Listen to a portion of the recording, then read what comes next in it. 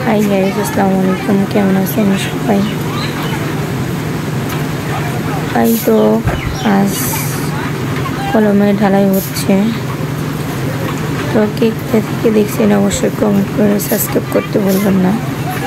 আমার প্রচুর ঠান্ডা লাগছে বৃষ্টিতে ভিজার কারণে। তো এই তো আজকের এই ভিডিও সারাদিনের।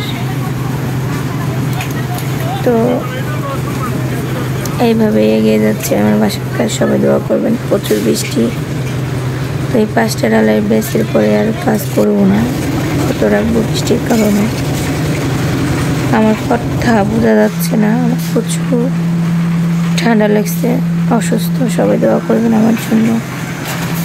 আর আমার ইউটিউব চ্যানেল সাবস্ক্রাইব করতে পারবেন না। এটা ভাইব্রেট করা হচ্ছে।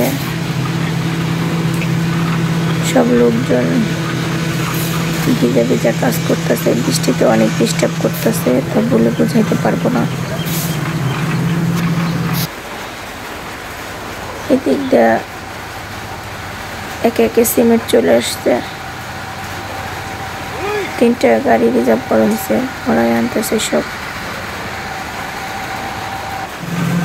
আমি মাথা ব্যথার যন্ত্রণায় বয়সও দিতে পারতেছি না। সবাই ভালো থাকবেন। আসসালামু আলাইকুম, আল্লাহ হাফেজ।